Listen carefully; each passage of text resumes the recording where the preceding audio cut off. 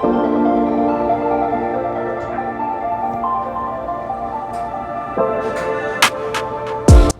going on, guys? Sorry there hasn't been a video in a while. The Evo's been at paint. It's in primer right now. I'm waiting to put together a full video of that. However, in the meantime, my 510 SR powered broke an axle. So today I went and drove to a guy about an hour away and got some new axles. Just factory ones. Gonna replace them. And then he also had some repop taillight lenses, so we'll be throwing those in. If you guys come over here and see how smoked these taillight lenses are. They're super hazy. I don't know what happened to them. They're like they got sun faded or something.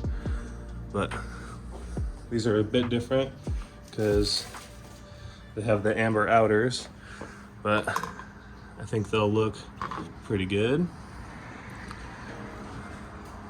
So let's get started with, let's do some of these. We'll do the taillight lenses first. I noticed the lighting over here was really shitty, so I got out my homemade Milwaukee M18 portable lights.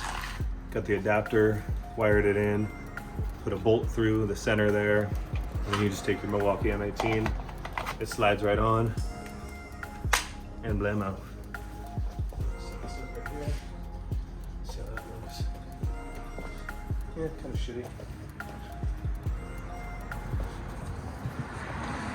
I put it here on this side. A bit better.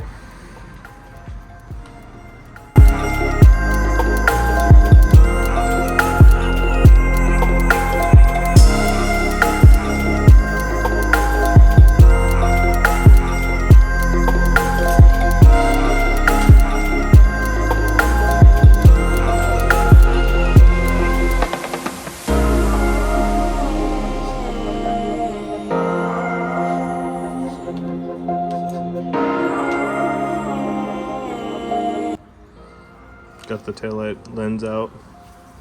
Looks like it was fully cracked. So, yeah. Oh, the only thing holding it in was this piece of trim. That sucks.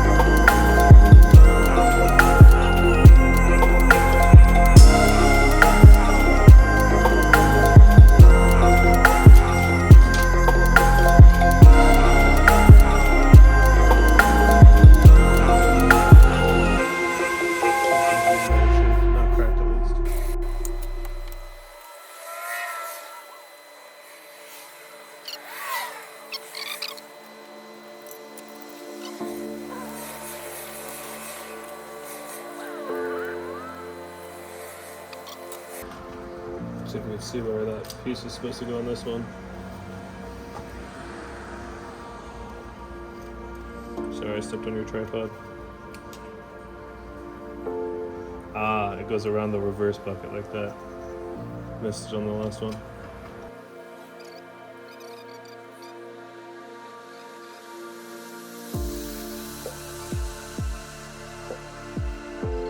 So first I'm going to spray it down with a little bit of acetone.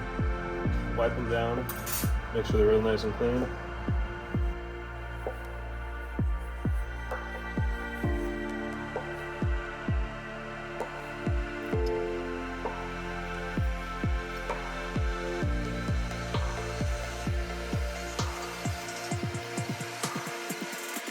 There's our acetone. Let's just stuff them up a little bit with a little Scotch-Brite, just to give something to paint a little bit more to adhere to than shitty ass paint that just comes off real easy with the Scotch-Brite.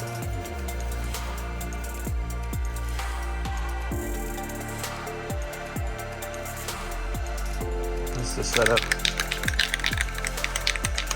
Got some beer can, those beer boxes laid down with the light up there. Out here in the backyard.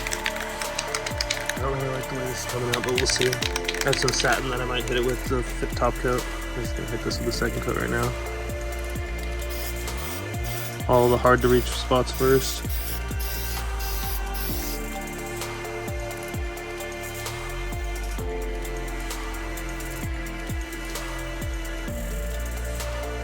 I lied.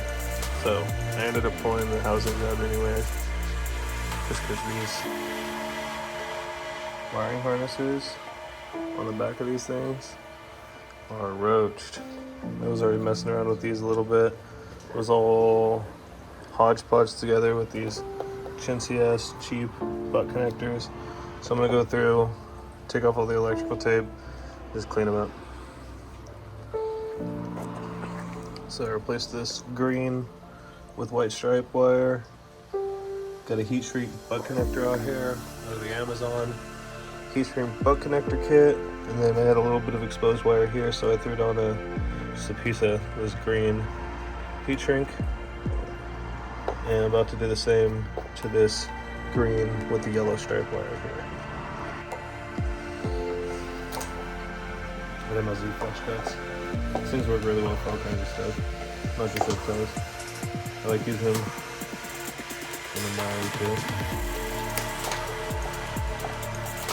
So I'm taking this one here.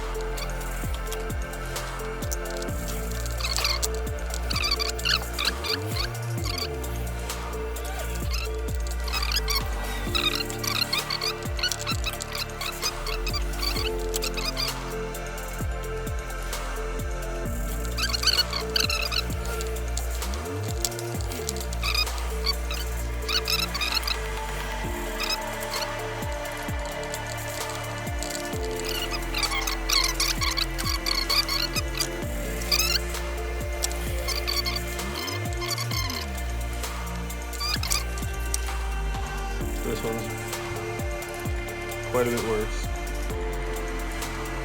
See, this is broken off here. This is just bare wire. This isn't connected. This isn't fitting here anymore because the housing is tattered. That needs to be looked at. So there's a splice there, and then this wire's just hanging out.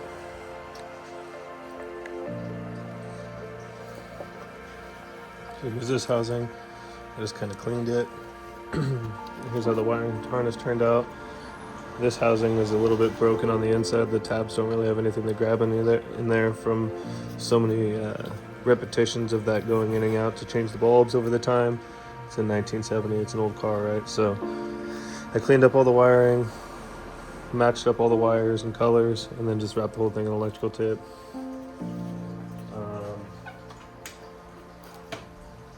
Passenger side's been all cleaned up. I just need to wrap this one up in electrical tape and kind of do some wire tidying here, and then obviously clean this housing up like I did to the other one. But all these ones work, so yeah.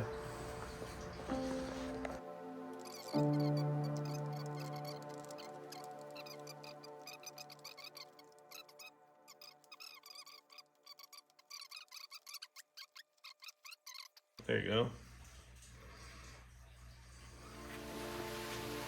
That one wanted to go straight back, so I slapped those back in the car. Significantly better than before, but like, those are my first TIG welds on my intake air temperature sensor right there. What else did I TIG weld on this car? I TIG welded this blow valve on right here. There's some absolute dog shit. But guess what? It doesn't leak boost, so that's good. And that was my first TIG weld ever. And it's coming along. I had no one else to build my charge plug for me, so I just built it myself. So you just go to Harbor Freight, you get yourself a Pro TIG 200, a massive tank with 100% argon, and you just practice. Still not good, but learn every day. Better than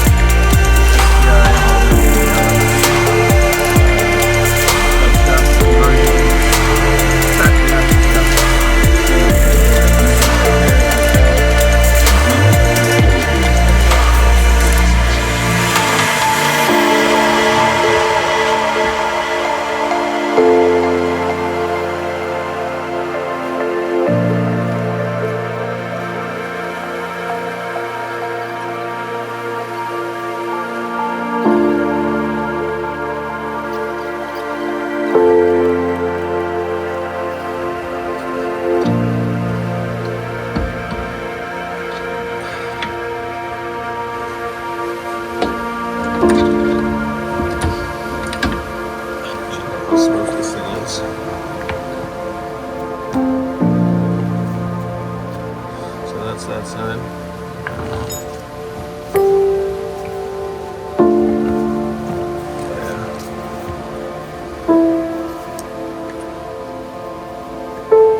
Not good. Fully blown out.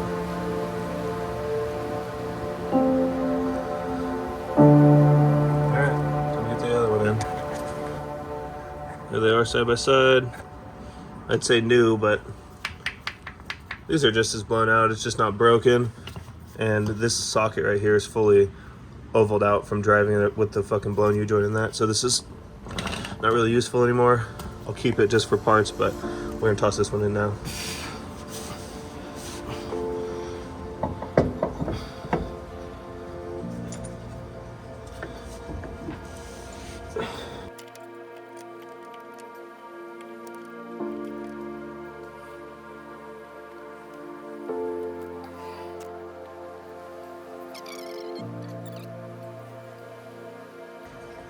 All right, let's see a cold start on this thing. We have to go get some E85. Got the switch panel.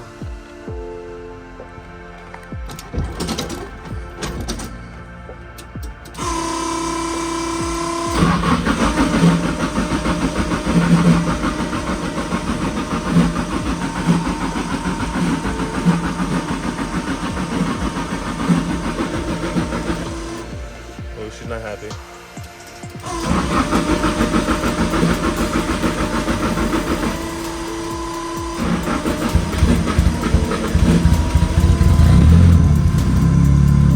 The old ethanol cold start.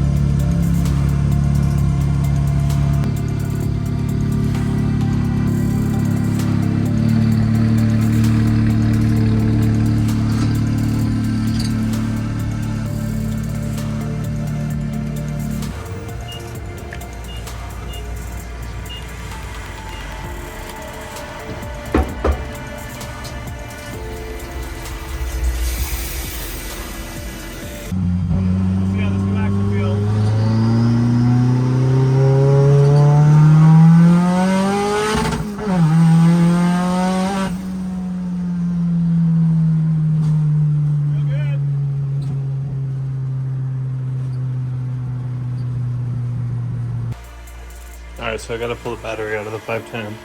Been driving this thing on all my days off, and my truck is dead now. Randomly, I got a 2016 F-150 EcoBoost twin turbo V6, and randomly my hazard lights start coming on and my cargo light comes on and just starts flashing, and it always dies overnight, so the battery's dead because it sat overnight last night. And I swapped the battery thinking it might be a low voltage issue, and then did some forums research and come to find out that it might be a body control module, which is a whole involved thing where you replace the body control module, which is about $350 brand new from Ford, and then you have to go in and scan it with ForScan and go through all this, or obviously the factory Ford scanning tool. But either way, it's a huge pain in the ass. I'm not too stoked about it, but what I'm going to do is I have work tomorrow, so what I'm going to do is pull the battery out of the 510, jump start the truck with it, let the truck run for a little bit, let the alternator charge the battery in the truck, and then remove the negative terminal after it charges for a while, so that way when I get up in the morning at 5 to go to work, I can just take the negative battery terminal, put it back on, or negative battery cable and put it back on the negative battery terminal, and then drive my truck to work without having to jump in the morning. So that's what we're doing.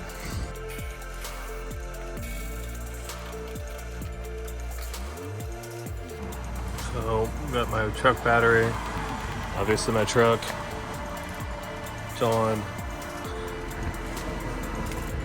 Fox 3.0 coilovers, you guys can see that. Method racing wheels, PF Cutters KO2s, catless downpipes, tuner. It's a good rig, good truck, it's done well for me. But we just ran into this battery issue right around 70,000 miles. What's cool is the posts are just as far as part here as they were on that, so I'm just gonna flip the battery over, the diesel truck, and jump start it that way instead of busting out the jumper cables.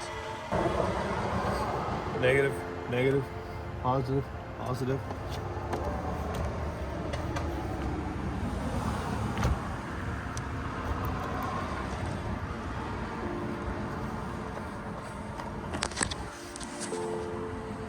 I turn the hazards on.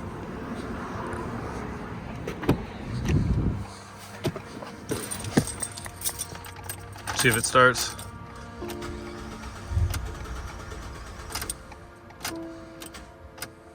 Almost, damn it.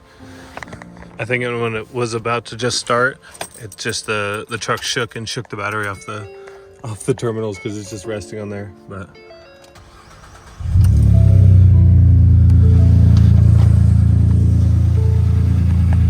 there you go, dead battery. Just started it with the Optima red top, upside down. Thing sounds pretty good though. It's got a lot of turbo noise. It's fast. It's reliable.